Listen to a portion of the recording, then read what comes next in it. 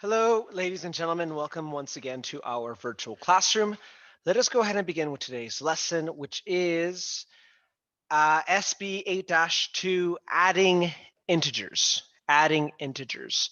This is our 18th lesson, and I'm not even sharing my screen. So let's try that again. So again, that is SB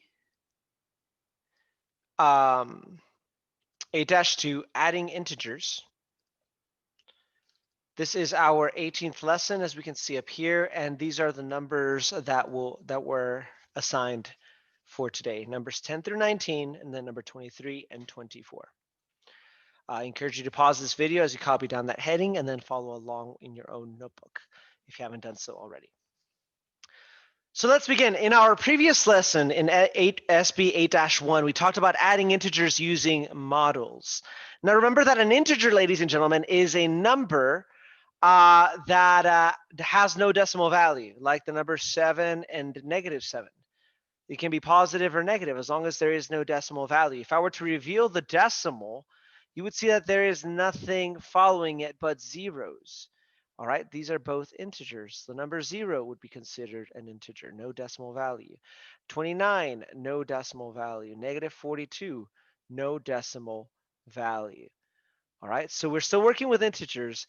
We are still only adding integers. And just as we did yesterday, except yesterday we used two different types of models. Those were counters, where we had the negative counters and we were combining with the positive counters and we would form the zero pairs. And we had the number line.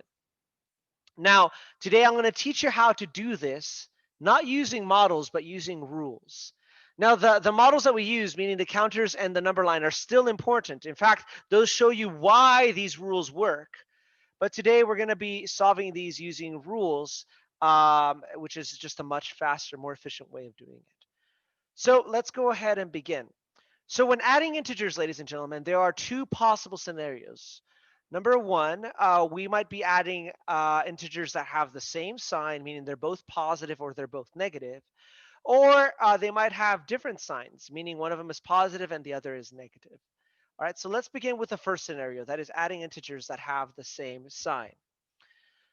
Now, you've been doing this. You have been doing this since grade school. Uh, 5 plus 7 is an example.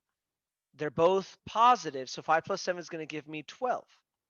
All right, now you may not have thought of it this way, but you are adding two positive integers, and it gives you an even larger positive integer. Positive 5 plus positive 7 yields positive 12. All right.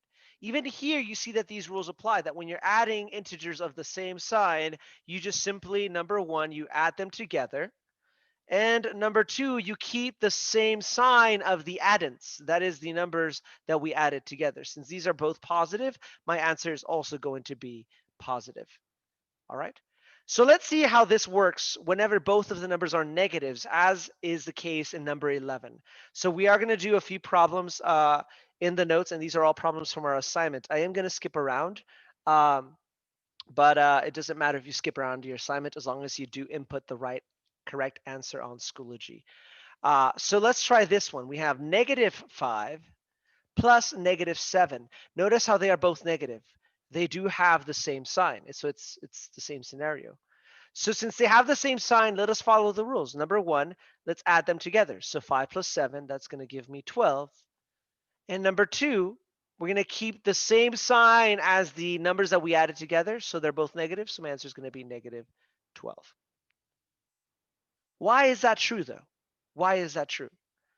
Well, if we were to do the first example, positive 5 plus positive 7 in a number line. So let's plot this in a number line.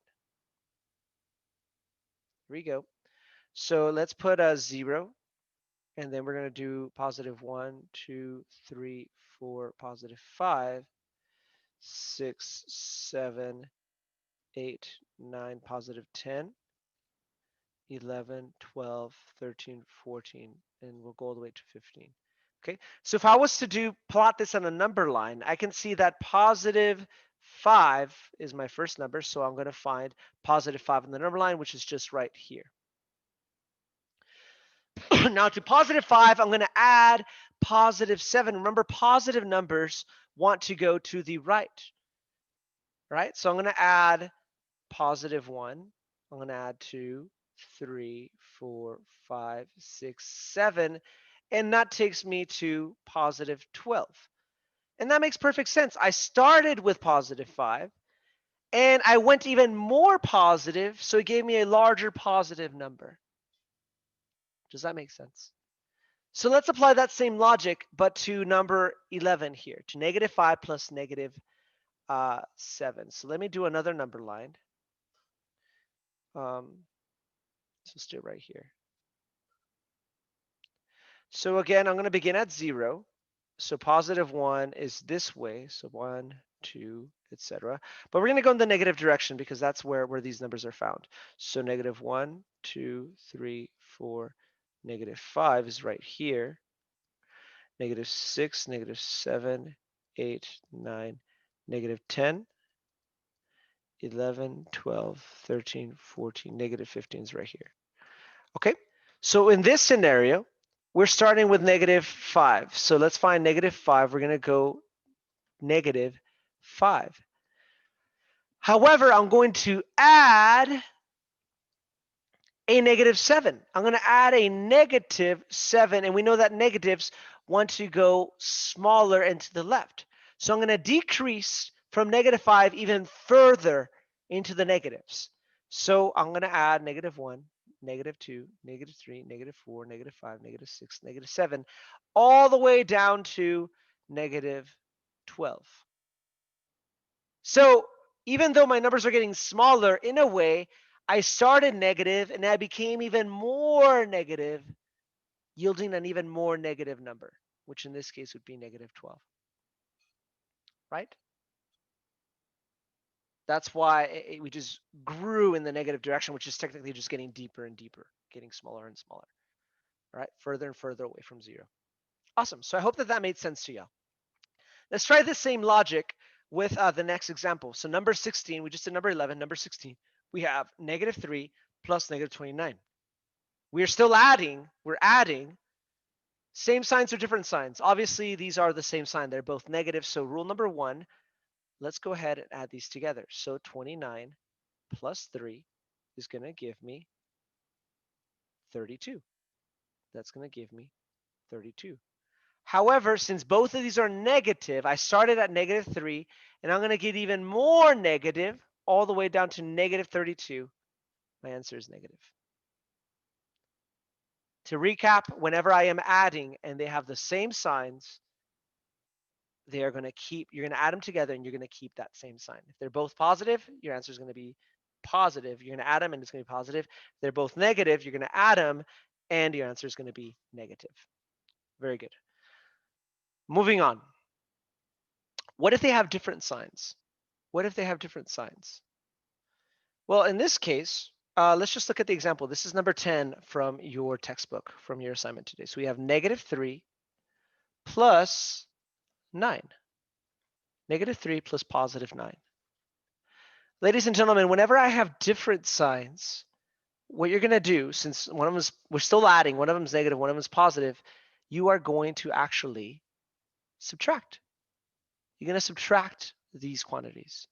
So I'm going to do 9 minus 3, and that's going to give me 6.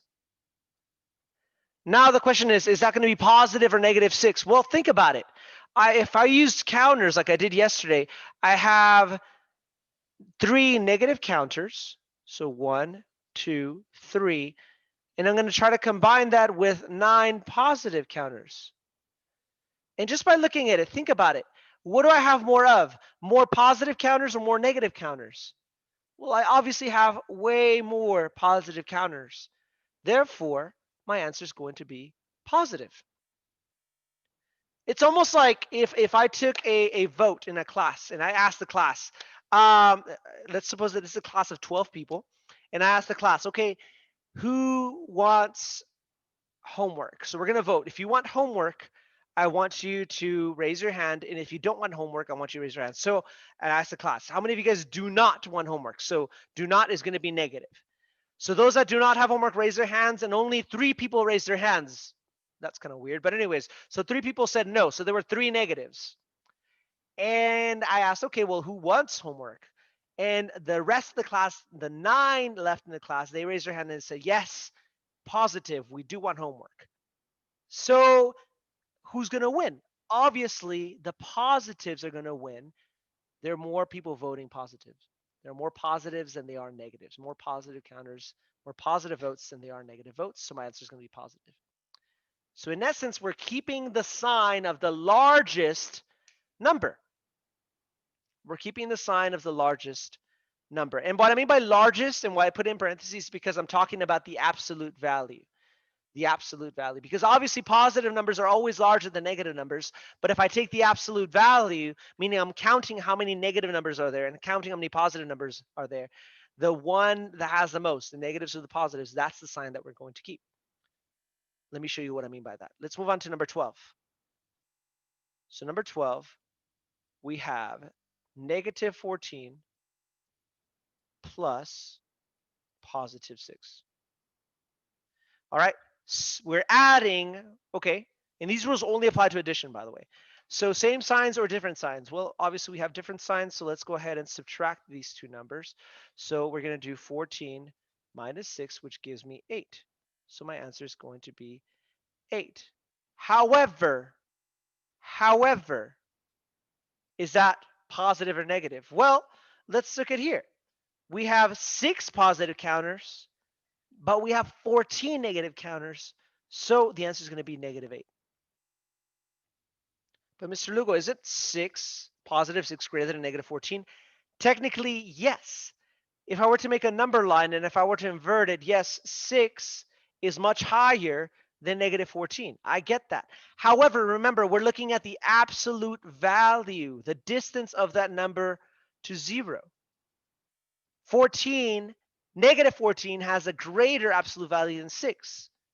Another way to think about it is, are there more negative 14 negative counters or positive counters? Well, there's 14 negative counters, 14 negative votes, and 6 positive votes. What's more, 14 or 6? Well, the negatives have more counters, negatives have more votes, therefore the answer would be negative. That's pretty much it, ladies and gentlemen. Nothing too difficult about it. To recap what we just did today in this lesson, if when we're adding integers, this is only for when we're adding. If they are both the same signs, the numbers that we're adding, if they're both positive or they're both negative, we're just going to add them together and we're going to keep the same sign. Okay, if we were adding both positive, they're just going to stay positive. If we're adding, they're both negative, they're just going to stay negative. However, if we are adding and they have different signs, one of them is negative and one of them is positive, then we're actually going to subtract those numbers because one of them is trying to be negative while the other one's trying to be positive. So they're not going to help each other out. They're going to decrease each other. All right, so we're going to subtract them and then we're going to keep the sign of the largest absolute value. Are there more negatives or are there more positives? In the first one, we had more positives. In the second one, we had more negatives. Okay, ladies and gentlemen, I hope that you found that helpful. And if you have more questions, please let me know. This is pretty simple, but we are fixing to get into something that is quite confusing. Okay, so make sure that we understand at least this. If you understand this, you're in a very, very good place. Okay, until next time, I will see you later.